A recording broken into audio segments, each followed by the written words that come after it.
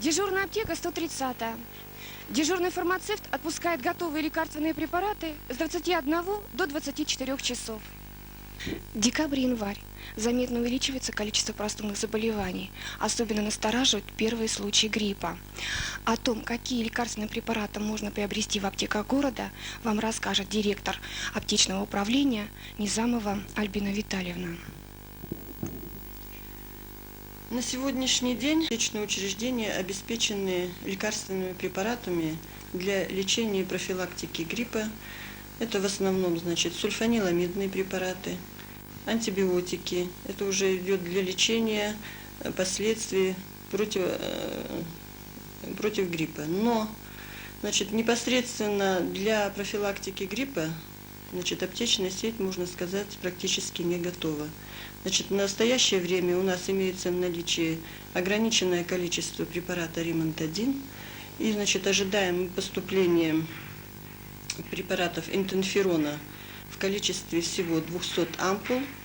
Это, видимо, пойдет только для обеспечения детского стационара. Обеспечить полностью население в противогриппозных средствах, такие как кальций, жаропонижающие, аспирин, асфен, аскофен, анальгин. Аптечная служба такой возможности не имеет. Я уже сказала, что в достаточном количестве у нас именно противовоспалительные препараты.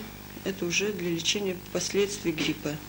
В январе месяце мы ожидаем большое поступление препаратов поливитаминов, именно комплексов витаминов: ревит, аскорбиновая кислота в дрожже, декамевит, пангексовит и так далее.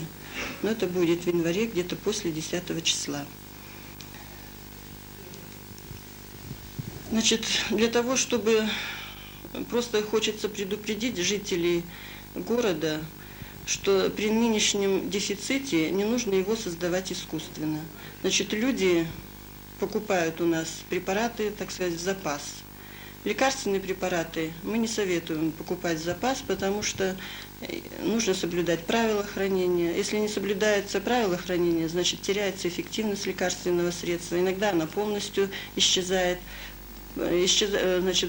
Сроки годности необходимо соблюдать. Если они не соблюдаются, лекарство приходит в негодность.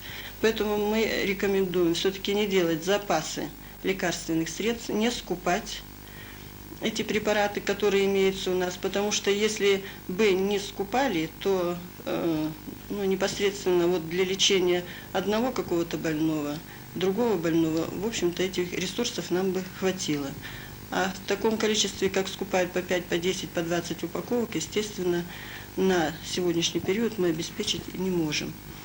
По местному объединению фармации по Якутской САХА СССР вышел приказ с Министерства здравоохранения о том, чтобы ввели нормы отпуска лекарственных средств, ограниченное 2, 1, то есть столько упаковок, сколько необходимо на курс лечения для одного больного.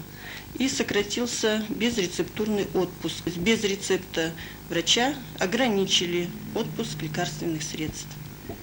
В основном, у нас идет отпуск только по рецептам врача.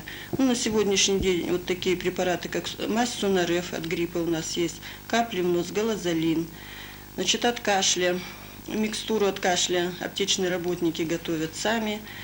Таблетки от кашля, терпингидрат с содой, такие есть. Нашатырно-анисовые капли, это старое русское народное средство, нашатырно-анисовые капли, природное средство. Поэтому то, что есть, нужно просто рационально использовать. Спасибо. Не забывайте, что профилактика простудных заболеваний является употреблением ежедневно с пищей чеснока, лука.